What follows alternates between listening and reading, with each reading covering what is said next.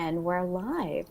Good evening, everyone. Today is Wednesday, April 27th, 2022. It is 5 o'clock on the dot, and we are on time. And we are here with Paula, who is going to play Where's the Lie with us today.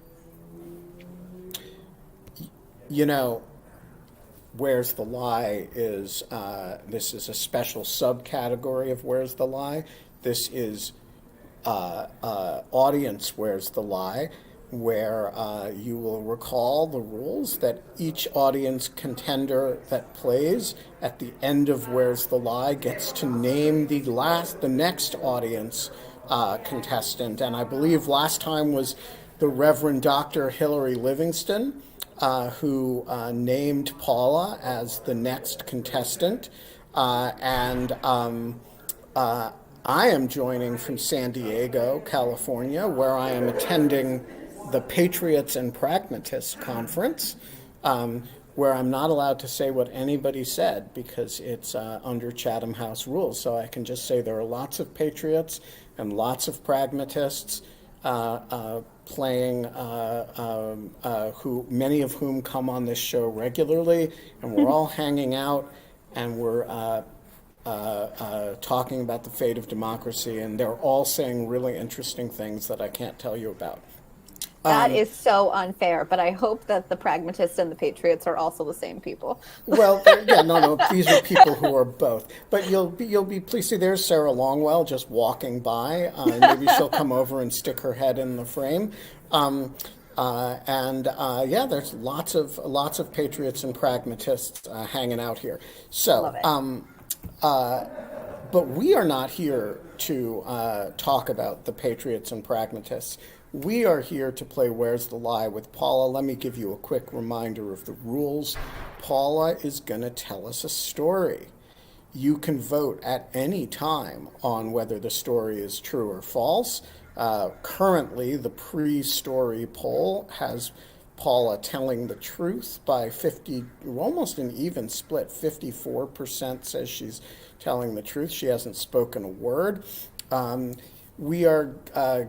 When Paula tells her story, GDF is going to get to ask her 3 questions. I'm going to get to ask her 3 questions.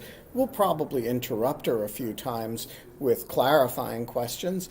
And then we are going to bring in 3 members of the audience to ask 3 questions. If you would like to be one of those members of the audience, signal us in the Ask a Question box, and we will bring you on screen. You will ask your 3 questions, and then we will all vote on whether you guys will finalize your votes in the poll. You can change those anytime.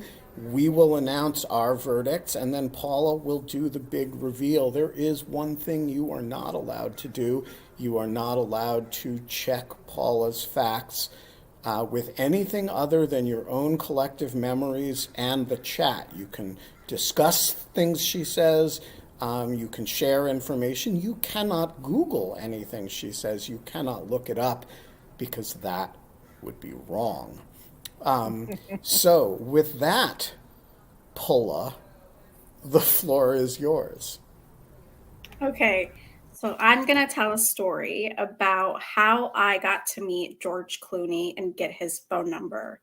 And so I was flying to Las Vegas for a weightlifting competition. And so this was when I was an undergrad. And how old were you? Like 18? 6? Oh, okay. Yeah. I did not go to undergrad when I wish. And so I was obviously an undergrad and I wasn't working at the time. And one of my teammates goes, I can give you my points and you can take a guest room. So basically the hotel said, you have enough points and I can take her guest room. And she had points at the Cosmopolitan in Las Vegas, which for people who don't know is a super, super nice hotel there. So I would get that guest room. And so I fly to Vegas. I flew by myself because I had class that day. And earlier that month, I had already taken class off because I had another competition. And so I had to stay that day because my professor was like, you need it. I can't extend this exam. I need you to take it today. So I left by myself and I got to Vegas around midnight. And I got there. And then by the time I got to the hotel, it was 1 a.m. And I get to the front desk and I go to check in, and my check-in like initial time like that I could start checking in was 11 a.m. No, 11 a.m. in the morning. And so the morning before, not like the morning after that I had arrived early. And so I go there and they're like, yeah, we gave your room away. And so they had just assumed that was not coming, or I think they overbooked because there were like multiple huge like world events going on. There were like not only just like weightlifting stuff, there was like bodybuilding championships, all this stuff going on. And so I either think thought I wasn't coming and like there must have been a deadline, or they overbooked, and that's how like hotels work. I'm like, okay. And I'm like in Vegas at this point by myself. Like I flew in by myself, and I'm like, are they just gonna let me go on the street? Because I don't have money to get a hotel room because this was a guest room. And I'm like trying to tell this lady, I'm like, what am I supposed to do? And she goes, well, I can give you another room. And I'm like, okay. And she goes, but it's gonna be a little different. I'm like, oh, is it gonna still be a room? Like, can I still sleep in it? Like, this is like, what if they give me like What did you let you really sleep on the roulette table or something? I have no idea. And I'm like, but it's still a nice hotel. And she gives me 2 keys. She goes, the first key's for your room. The second key is for another set of elevators. And I'm like, what? She's like, don't take the first set of elevators. Take a second set. I'm like, okay. And so I go take those elevators and I get to my room and I open it up and they gave me a full penthouse suite. So Yeah, this happened to me once at a conference in Boca Raton when I was like 23. And everybody at my company which was Legal Times, was so like envious and angry that I just gave it away to somebody else because I would rather not have it than deal with the resentment. I never So have this kind of word luck. got out, like everyone was like, can I just come to your room? And so I get there, and like it had like a living room with couches, it had a full like bathroom with a jacuzzi in the bathroom, like king size bed, full kitchen, like full sized everything. And I went downstairs because this is just how I am, to make sure they didn't give me the wrong room. Like, I'm like, I just wanted to double check with them that I wasn't going to be charged for this, because that would have been a catastrophe. And so they're like, no, that's your room. And I'm like, great. And she goes, that second key that I gave you was for the elevators that take you to that part of the tower, like part of the hotel. And she goes, that'll also like give you access to like all the VIP stuff, like the, breakfast on like the top floor or whatever, and like all the like office space, free Wi-Fi, whatever. I'm like, great. So I'm having my like great weekends. One of my favorite restaurants is in that hotel, actually. And so I don't remember which day this was. I'm going to get breakfast. What's your favorite restaurant? It's called China Poblano. Jose Andres has a restaurant in there. Like there are a ton of like some of the best restaurants in the country are in that hotel. And so I go up, and I'm going up to like the top floor where they have like that lounge area, and the elevator door opens and it's George Clooney. And like, I want to say like, I'm never like really starstruck by like celebrities, and like, it's just not a thing. Like I don't follow tabloid stuff or anything like that. And all I like, I don't know if my brain shut down. Like all I just said was, oh my God, you're George Clooney. Oh my God, you're oh my God, George Clooney. And then I started crying. you started crying because it was George Clooney, I don't know or what because happened. you were embarrassed. I don't know. But it was like you laughing and crying at the same time. And I was like unable to speak. And this man is just staring at me. And I'm like literally like bawling my eyes out. And I'm like trying to explain that I'm not a weirdo. I'm like But weirdo is as weirdo does. I mean, if you're maybe you were wrong. Maybe you are a weirdo. I don't know. I mean, I was really like, I was like, this is so bad, and I had no idea what was going on. I mean, it was like this. Like, it was awful. And he's like, are you okay?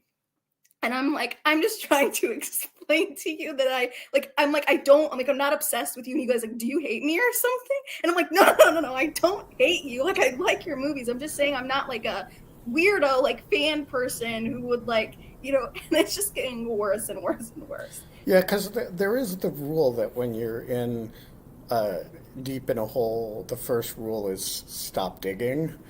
And Anyways, and he The like I rule finally is to stopped. dig more.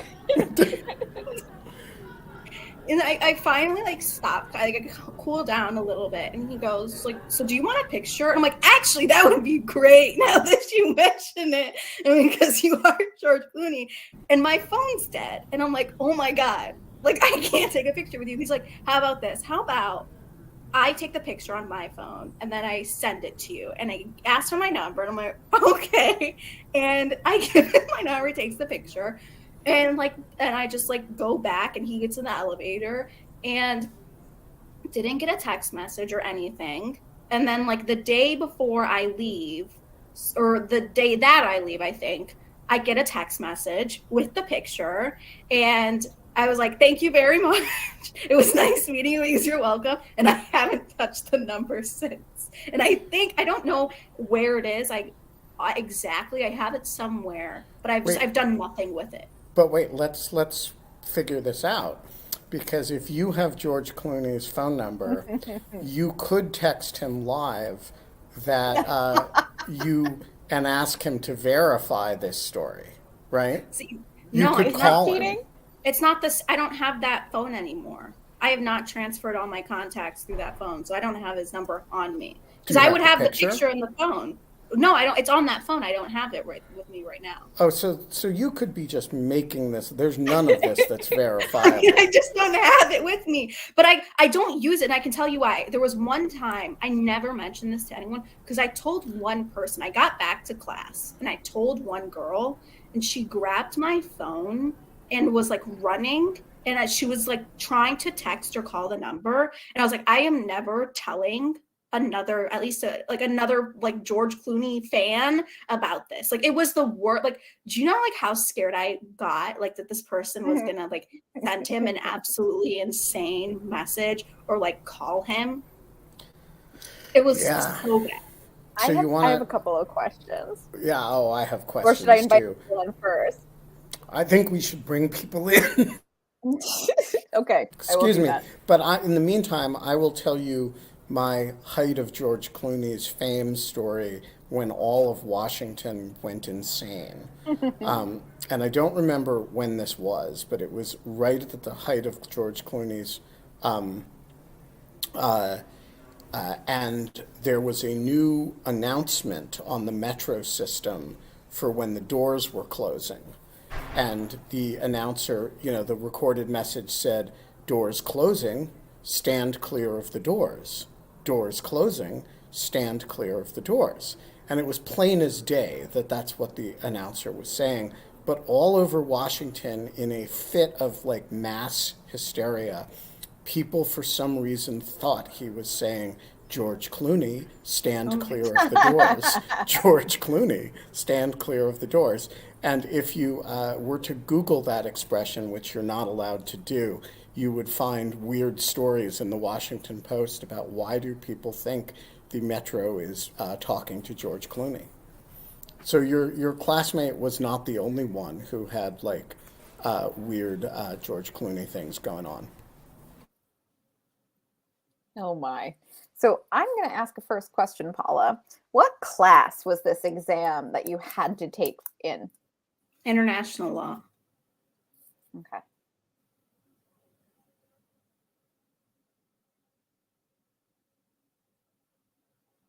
I have no idea which person's asking the next question. Okay. I guess I will take the next question. Why did you had a picture of yourself with George Clooney, and the prospect of taking of which had reduced you to tears and laughter. How did you not preserve that when you were switching phones? It's on my old phone. I just haven't switched all the stuff on there because it's not backed up. So it's just on an old phone sitting in a like an old dresser. Oh, so you could like go upstairs and get it right now and show it to No, I us. mean it's a deactivated phone. I don't know like how to get the stuff on it. But like I look really bad in the picture. Like my eyes are closed by the No, way. no, no, no, no, no. This is evidence. Can you imagine if the 1-6 committee subpoenaed Mark Meadows and he said, "No, I look really bad in those pictures." No, I do look really bad. There is like there are tears on my face, and my eyes are shut. I mean, Like, crying, it's a really bad picture. I've not shared it with anyone. Like, I've not because you would think I would you're post saying it, like, you're Instagram saying or something like that. Wait a minute, Paula. You're saying the evidence exists, you have it in your possession, but you will not show it to us because your eyes are closed and you look bad? No. The phone is deactivated. That's the first thing, and it also needs to be I think it probably needs to be charged or something. Yes, I have, because I would have posted it. But you could plug it in, deactivate it, it'll still turn on. I have no idea. Is it an iPhone or is it an Android? Yeah, it's an old iPhone 6S, I think. I think you need to produce the phone. What's the Latin for it? Habeas phonus? I did not even post, so I have a private Instagram in which I have 1 or 2 posts because I don't use it for anything. I didn't even post it there because I look that bad. Not maybe one person has seen that photo. All right, Itamar. Your question. Your first question. Oh, hold on, Itamar. I'm sorry. That's my fault. Now you're good. So in defense of Paula, I think it's completely on brand for her to not want to show a picture that she doesn't look great on. Green screen herself in the photo. Paula, what if we said you can blot yourself out? You can just show us the picture of, you in weightlifting gear you can put your hand over your face, so your thumb, so that we can't see how bad you look, but we'll see, a weightlifting Paula, roughly heighted person standing next to George Clooney, looking bewildered. Yeah, how would I get it? That's my whole point. It's not with me. You would get your phone, which is in the other room somewhere. Me. No, it's in the other room somewhere. It'll take you 2 minutes to find it. You'd plug it in. It's not. You said it was. You said it was in a dresser. Yeah, an old dresser at my old house. Oh. All right. This is very fishy. Daniel, Itamar? Your first question. Oh no, Itamar. I don't carry my old phone with me wherever I go. No, this is totally unacceptable. So who was the first person that you told about crying in front of George Clooney, and are they producible? It was one of my teammates because it was at a weightlifting competition, and she had actually just braided my hair. And so I went back down after she had braided my hair, and I went back and I told her. Where is she? I don't know. We've got 42 minutes. You could text her and send her the link, and we could validate this story. It's 4 years ago. Daniel, the next question is yours. Who remembers this story? I'm wondering why George Clooney would be so reckless with his personal contact information. So why did he trust you? Can you imagine if he did this for every person that he met and gave away his personal contact information? Actually, so I did think about that. And then I realized this isn't the first time this has happened to me. So this was another time I met someone and I was at a competition and I was just around the convention center and my phone had died. And I met an Olympian and I wanted to take a picture with her and my phone was dead. And she was like, here's my personal Instagram account. And she was like, I'll just take it on here and then I'll just DM it to you through there. And so I think people will if you're alone, they will just give you their information and just really hope that you don't do anything with it. Or it wasn't his number because I just said thank you. And maybe it was his assistant's number or a secondary number that he has. Because I just said thank you and he said, you're welcome. That was it. Yeah, there's a trick to this. If you want to get contact information for famous people, just follow them on Twitter and tweet at them until they follow you, and then you can DM them. I can't tell you how many famous people I've met that way. Richard, your question? Um, yes. Paul, I'm curious about Mr. Clooney's demeanor when he asked you what was wrong. Was he impatient or concerned or amused No, or like what was? he was like kind of like Ben and GDF, like, are you okay? And then also laughing and like trying to make sure that I was okay. Like I was actually very, very shocked at like how nice he was. Cause like I was like not okay. I could barely breathe. Like I looked like a mess. No, he was very nice. All right. Well, I'm going to ask a quick question, Paula. Would you say he was clean shaven, or did he have a 5 o'clock shadow going on? Like where on the spectrum of beard growth was he? Like he'd shaven that week, but like hadn't shaved recently. Like he didn't have a beard, but like he didn't look like flawless. Like he looked like he was just like walking around. Like does that make sense? Like he didn't look like yes, like he didn't look like he was like going to like he wasn't like spiffied up or anything like that.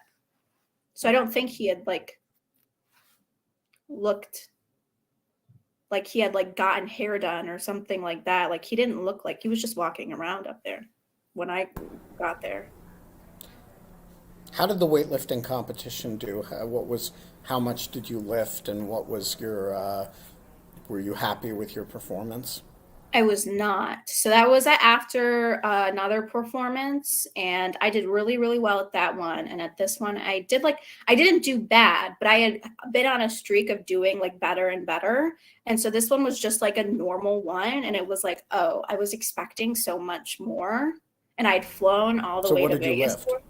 I lifted, I think 61 or between 61 or 62 kilos for snatch, and then probably around like 75 for clean and jerk. I can't, but I didn't like I did not, I made only one snatch, and I think I only made one clean and jerk. Like it was not a good.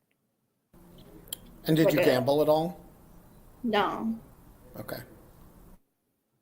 Can you gamble when you're 18? I don't know. Like I don't go near that stuff. I wouldn't even know. I wouldn't know. But the entire that hotel, the entire floor of that hotel is just like, I guess, I don't know if it's like technically a casino, but it's all gambling. That's what those hotels are.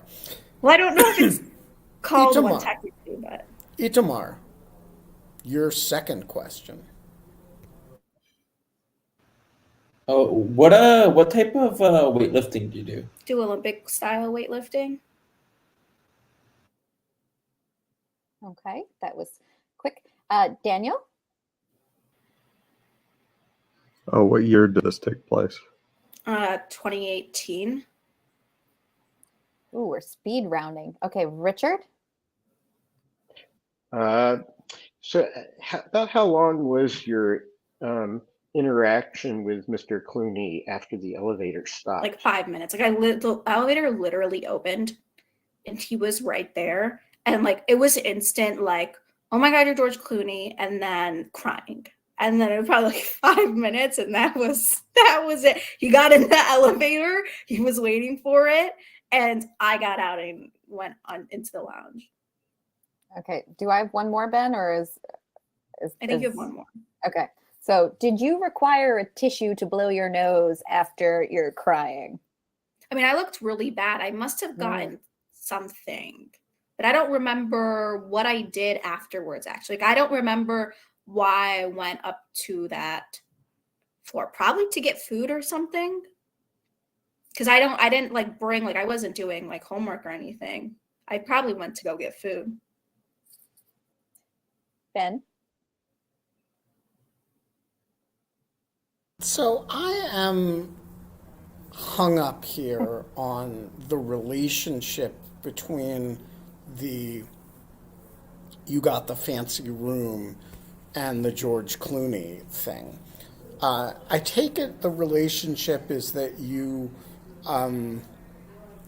had access to the super snazzy place because you had that second key. Yes.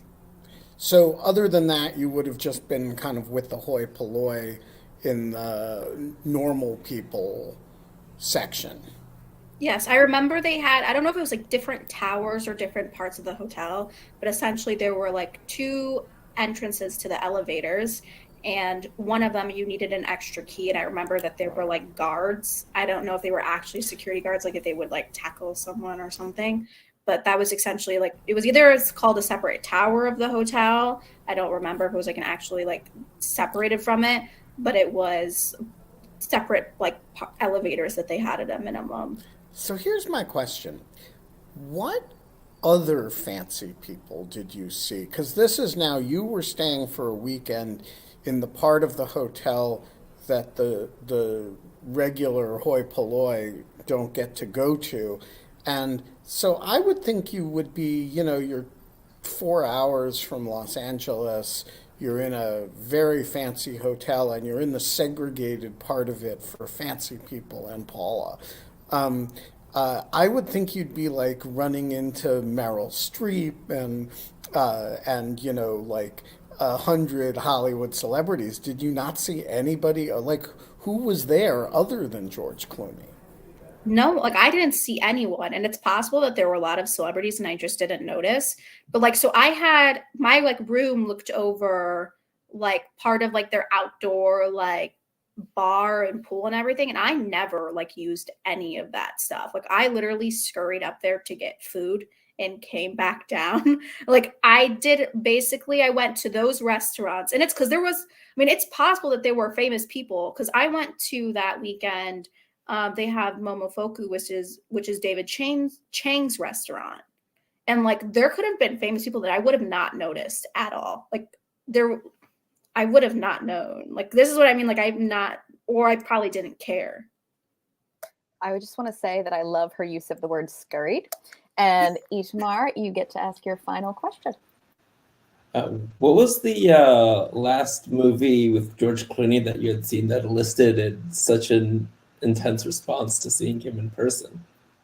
Well, I do like the Oceans like series, and I do like him as an actor, but this is why I also like George Clooney. I mean, he was super nice, so now I like have a really hard time like hating on him. I have this one shtick on Twitter, which is like the best part of George Clooney, is that he married a Lebanese lawyer. And so I think I keep that in the back of my mind too. All right, Daniel, your final question. How tall do you think Clooney was? Taller than me? Like, I don't think he was. I don't think I don't think there's like he was taller than 6 feet, but I'm guessing around like the like 5'7" range. Paula, how tall are you? 5. Right, because like I'm 5'6". George Clooney is not 5'7". I have no idea. Like everyone to me is kind of huge because I'm so small. So like I'm not really great with like guessing people's height. Hello. Bomb. I want to photobomb Ben Wittes and the In Lieu of Fun crowd. Here is Corey Shockey, who is one of the many great Americans at the Patriots and Pragmatists Conference. She gave a fabulous speech this morning. That's my cue to leave. As part of a discussion of Ukraine. But we are not allowed to talk about what anybody said because of the Chatham House rules. Oh my goodness. Richard, your final question?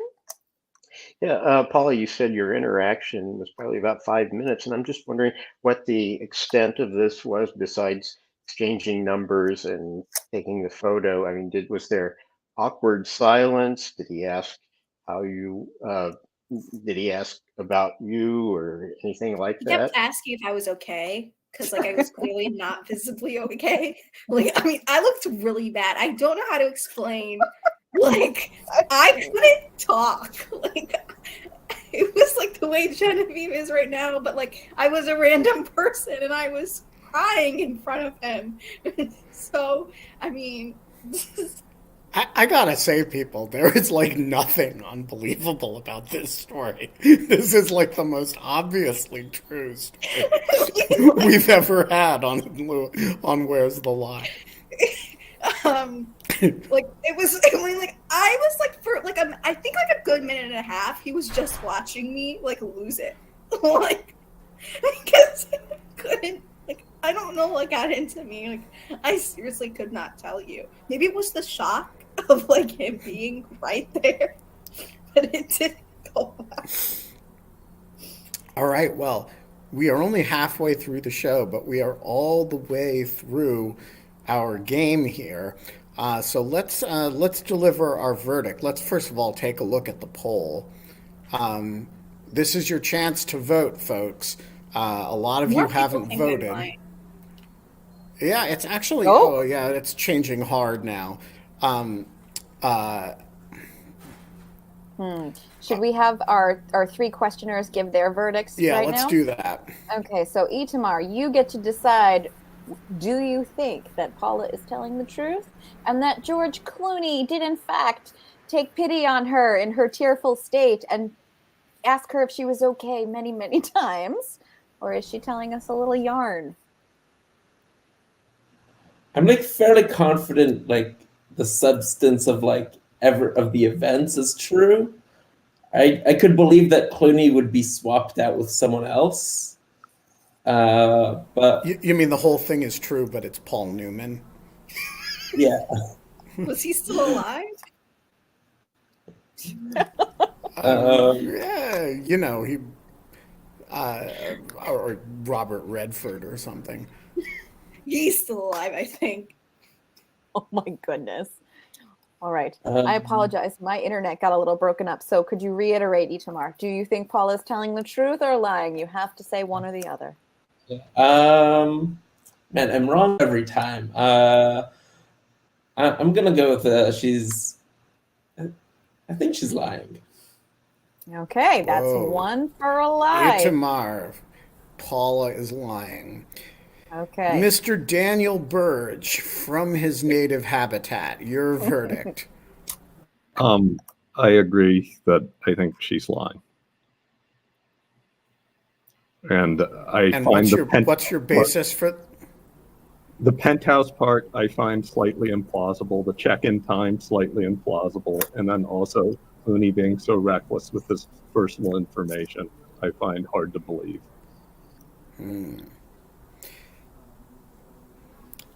Professor Wattenbarger. I think she's telling the truth, and the reason why actually has less to do with the answers to any of the questions and more the telling of it. The fact that she kept on cracking up throughout the story, and like there's some sort of residual embarrassment or something that's like deep down. She just couldn't.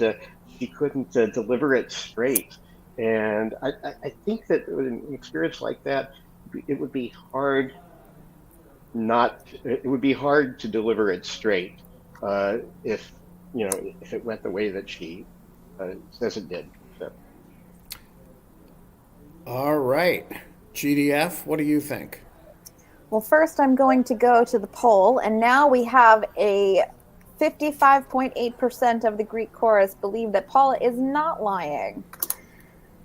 Now, I am going to... I don't know, Paula. You really have me in a pickle here. Because I can't tell, because there are so many parts of this that I'm like, that is 100% Paula. And then I'm like, but is it all the same evening? Or is it just bits and pieces? So I feel like I'm going to say you're trying to tell us a little fib. That's where I'm going. I'm going that you're lying. Ben? I'm going to go with where I started. I don't actually think Paula is emotionally capable of lying. I think she's one of the most emotionally transparent people I have ever engaged with. So let's go through the component parts of the story. We know Paula is a weightlifter. She did weightlifting competitions. The the stuff about having had a very similar experience at a fancy hotel, the story about getting reassigned to the bridal suite or whatever, with 10 rooms and access to all sorts of things is that just happens. And I think Paula wouldn't be making it up because I think if it hasn't happened to you, you're not somebody who knows that it happens. And so I think the only way Paula would even be aware of that is if it had in fact happened. I was certainly unaware that such things happened until I found myself in a suite in Boca Raton that was like bigger than my house. The second thing is that the connective tissue between the relationship between the access to that room and the access to the fancy room in which she met Mr. Clooney is exactly the sort of detail that is hard to make up. That is, she had access to the fancy lounge, the Meet George Clooney lounge, because she had been put in this room. I don't think that's like if you could make that up, you're writing scripts. So I don't think Paula made that up. And so then the question is the specific interaction with George Clooney. The only thing that gives me pause about this is that she won't produce the photo. However, Paula doesn't produce photos of her own face most days when she shows up as a green rectangle because she's embarrassed about something or other. And sometimes it's just that she's wearing glasses. So I don't actually, that's a little kooky, but it's just the way Paula behaves. So I think there's nothing about the story that's implausible. And the part that's, to me, the dead giveaway is the point that Richard made, that she's still embarrassed about it. And she's practically on the point of tears, even just talking about it 3 years later. Jacob makes a great point, which is me not having my phone charged. If you've interacted with me and where you've been with me in real life, is the most on brand thing. It's never charged. It is never charged. It is always at 5%. And everyone's why is your phone not charged? All right. So I say you're lying and Ben says you're telling the truth. Are we ready for the big reveal, Ben? I think we are. Paula? Okay. I'm lying. But I am lying, but there are definitely parts of the story that are true. So, parts that are true. I did fly into Vegas at 1 a.m, and I got there and my room was not available. And then they did give me a room with a full bathroom, jacuzzi, living room with couches, full kitchen. That part is true. There was definitely another elevator that they gave me. It was right next to the other elevators. I did, in fact, get into the elevator one day and go downstairs to the main lobby. And there was a weightlifting star that I was not obsessed with, but just liked. And then I did start crying. That whole part of me crying in front of a random person. So the Paul Newman version of this is Yes. Ashley Idamar kind of nailed it here. Yes. And my phone was dead, and they took my information and then sent it to me later. So that part of the story is true. And I did go. So the reason I know a lot about the Cosmopolitan is I did love the food there. So I would just go to that hotel and stay there and just eat there instead of the hotel that I was staying at. Wow, that's pretty good. So I actually do have a photo of me and that person, but I actually don't show it to anyone because my face is very, very red and I'm crying in it and my eyes are basically shut. So the story is basically all true, except it wasn't George Clooney. It was Paul Newman, the weightlifter. Yes. And was he really nice? And is this the stuff you attributed to George Clooney about him making sure you're Super okay? nice. Like, That was gave all me a true. hug. Gave me a hug. Was like, I'm pretty sure I got like my snot all over them. Like, because like That's a good detail. Yeah. they gave me a hug, and I was like crying profusely. And I'm like, you're gonna get like all of like pre-COVID. Like, I'm like, you're getting this all on your shirt, by the way. And are you do you the stuff about this was an old phone you can't, that's all bullshit, right? It's actually on your phone. Oh, bullshit. Okay, so let's see the picture. Come on, Paula. You see that in this picture. That's okay. We want to see it. Okay. We want to Look see for the it. Paul Newman, the weightlifter, and Paula sobbing. I have to look for it, but I'm looking right now. All right. Well, we'll talk to keep up the banter while you're doing that. I feel like That this is the actually first time I've that gotten right. the restaurant in Vegas, Jose Andres is he's a very good person. His restaurant is actually very, very good, by the way. Yeah, a lot of his restaurants are really good. A bunch of them all over DC. Well, we have done something we've never done before, which has gotten through Where's the Lie in 41 minutes, which means, Do you want me to show you the picture? I mean, oh, it's- yes. Okay, this is the picture of like I'm like visible. Wait, make Paula big so we can see the whole thing. Okay, hold on. It's really hard to see, but my eyes. Oh, okay. I thought you meant make me big on my phone. No. But like my eyes are like basically shut. And so who is this person? I think she's like I think she's 2 or 3-time Olympian. I can't remember. For USA weightlifting and Olympic style weightlifting. Interesting. That's awesome. And so when did you stop competitive weightlifting? Basically, well, I mean, like now it's like the weird thing is like with weightlifting, it's like it's very like decentralized. So if I just like showed up to like a meet with like the numbers that I needed, like I could post numbers into the process of how they like calculate them, and like it would be fine. So but like I haven't done a competition since I started law school, because it's like, I mean, I went from training 2 times a day, multiple times a week. It's not possible. And like training sessions are very long, or I used to make them long because I would talk a lot. So Yeah, I can't imagine that. if it's decentralized though, like do you know how it because it's Olympic style, how it kind of funnels down to those who compete at the Olympics? So there's like a qualification process that has, I think, like some sort of algorithm, but it's mostly like based on like who does actually put up the highest number. So like there are people who are like unaffiliated without a like listed club or whatever, and they like will win championships. And it's like, that's like, so like there's no like you have to like you're actually with your own club, like when you're competing on the national stage before you go international.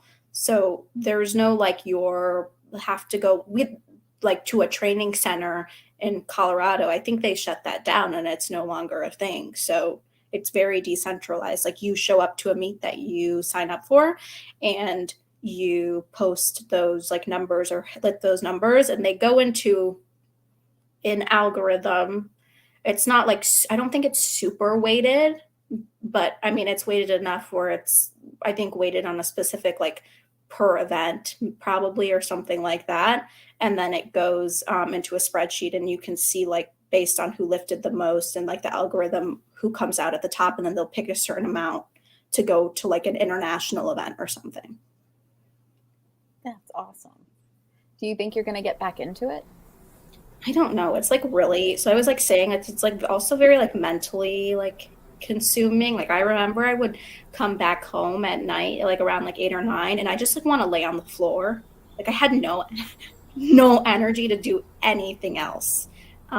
So, and it's like it's a very like weird sport to be like half in and half not. Because like you can do that, but it's just hard.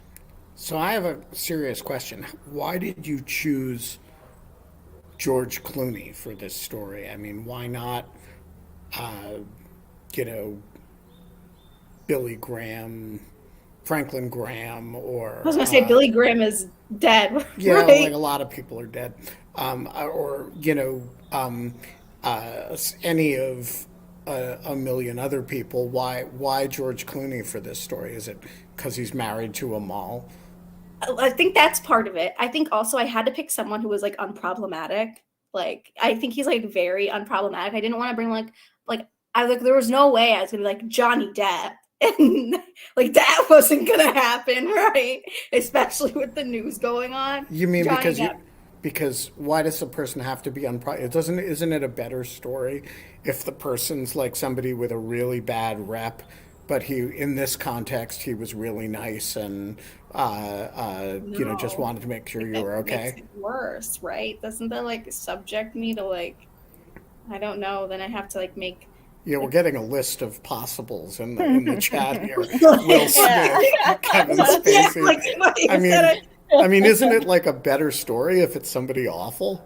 Like if I Taylor, met Donald Trump or and like Taylor I all Swift. But it could have been a tell though, Ben, because if she had picked someone that we would expect her to have a really strong emotional reaction to, and then if she didn't have one that corresponded to how we believe she would have reacted, then perhaps we would have known. I guess, except that like her reaction, since in the story her reaction is like, "Oh my God, you're George Clooney," and bursting into tears is consistent with any of them.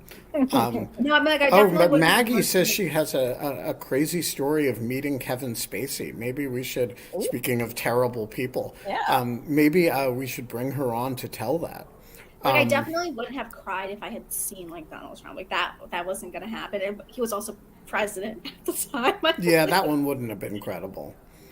I So I have a did funny see it. story about Donald Trump in Las Vegas, though. I would love to hear that.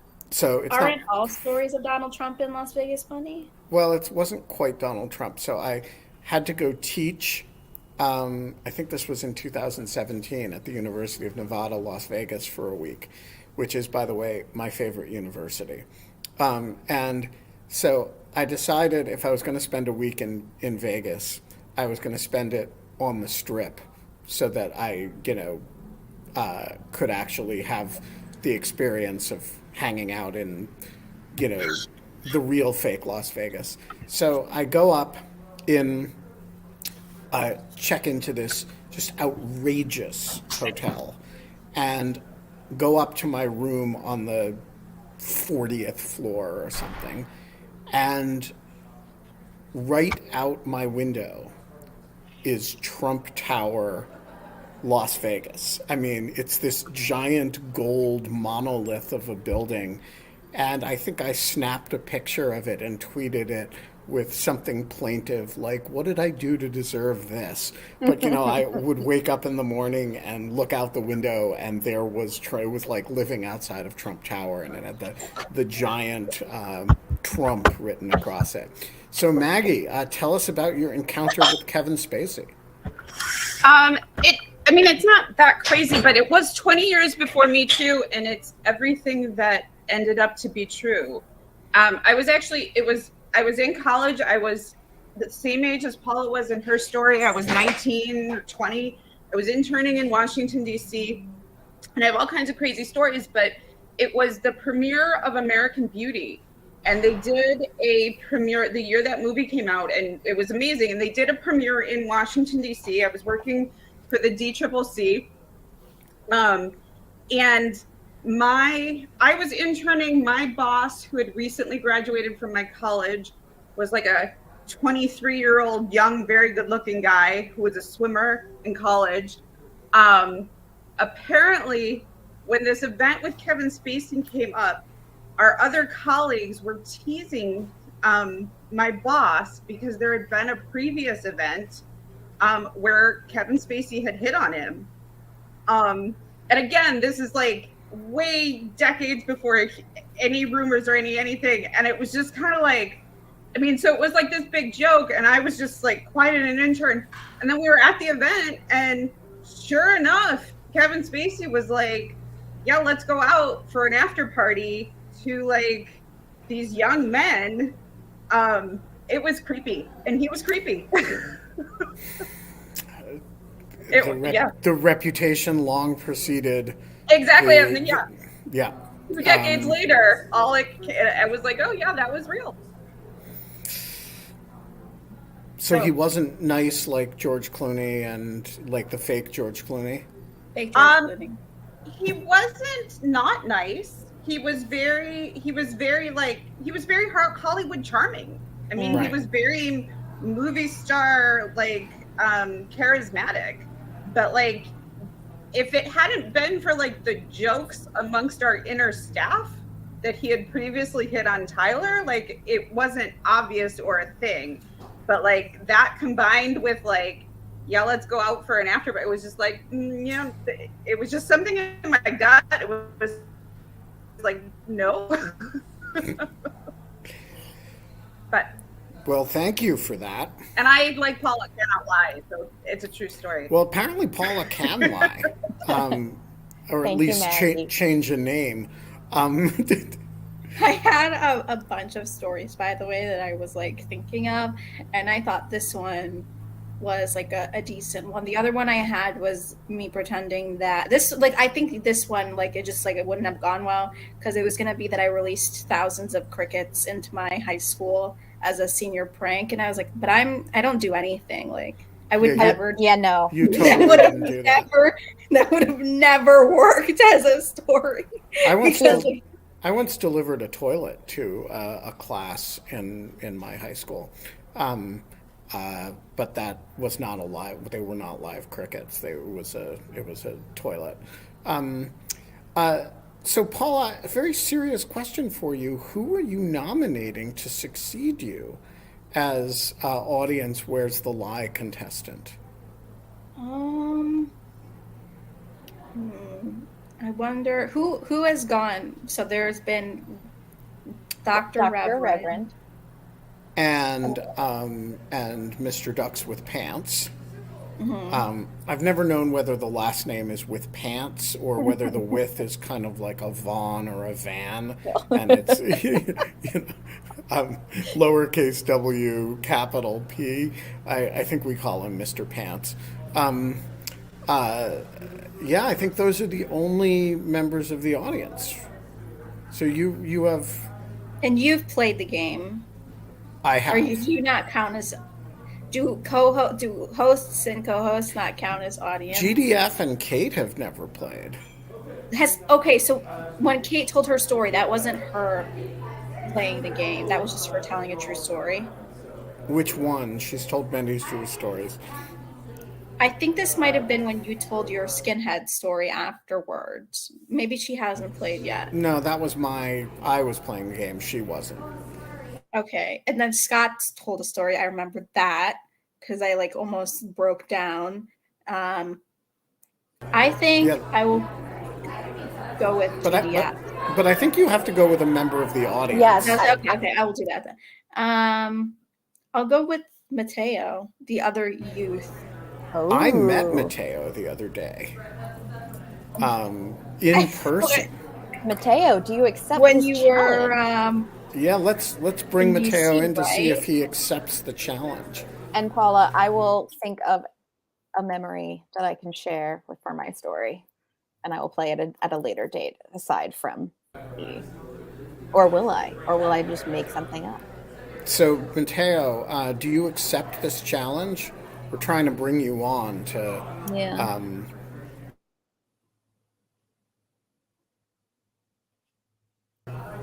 I think that's so you can see all the people are coming back in now. All right, Mateo cannot come on, but he will accept. He does accept. So okay. Mateo accepts. We will schedule that someday when he is not out for a walk and isn't at a rest stop on the New Jersey Turnpike. I think that wraps us. We're going to maybe wrap a few minutes early today. I think so. But I wanted to ask a quick question. Is there anyone that you've accidentally bumped into that has surprised you with how they comport themselves, just generally? Either one of you. Oh, many people. Okay. My I favorite is Bianca Jagger. really. I am so impressed with her. I haven't spoken to her in years, but when I was at the Washington Post editorial page, I wrote a death penalty editorial one day, and the next day the paper came out, and I get a phone call, and somebody with a indescribable accent describes herself as Bianca Jagger, and wanted to talk to me about the editorial. We had a long chat.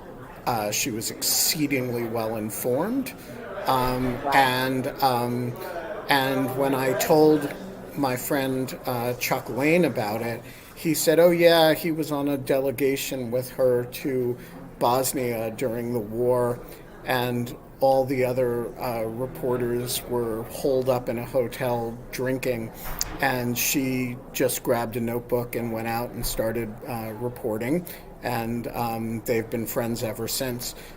So yeah, I think, and I don't know where she is these days. We kept in touch for a while, and we would talk about death penalty issues, but I think she's extremely impressive.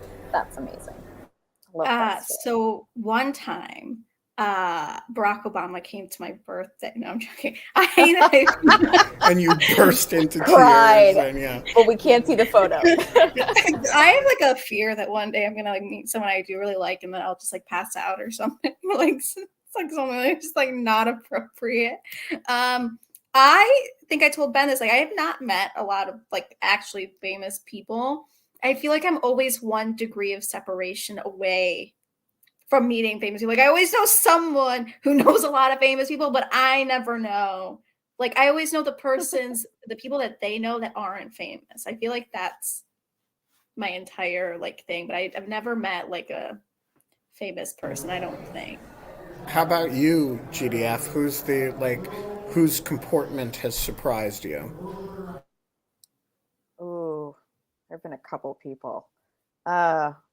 One that I found to be very surprising was Dr. Watson from Watson and Crick. That guy, he was surprising. James Watson. Pardon? Wait, Watson. James Watson of Cold Spring Harbor. Mm-hmm. Yeah, he's a bit of a racist, isn't he? He's a special character from a different time. You mean the real Watson and Crick, or do you mean like a TV show and he like this person played? No. James Watson is still alive. Is he? Yes. And yes. and he's been at Cold Spring Harbor for a long time, and has a long history of very racist statements, and is something of an embarrassment these days to the profession that he once made a huge contribution to. Would have been great though if I had like picked someone who was dead. Like if I had like I like run into. I did have one strategy where I was trying to look for like a TV show that was like famous enough but not famous, and like pull the plot and just replace my life into it and see if anyone picked it up. But I couldn't figure that out in enough time. Paula, I like that you used a real life story that was you. It was. We have another photo bombing situation. Love it. It's Lisa Kaplan. All right, we are going to wrap there. It is 5:59, and we will be back on Friday. I have no idea who it will be. I will be up in the Bay Area by then, getting ready to fly home. I have no idea what we're going to do, but it'll be 46 hours and 47 hours and 1 minute from now. And until then, Paula? We can't have any more, and we also can't have George Clooney, but we can unless we're Amal Clooney. Yeah. Yes. But we can break down in uncontrollable laughter and crying when we meet people.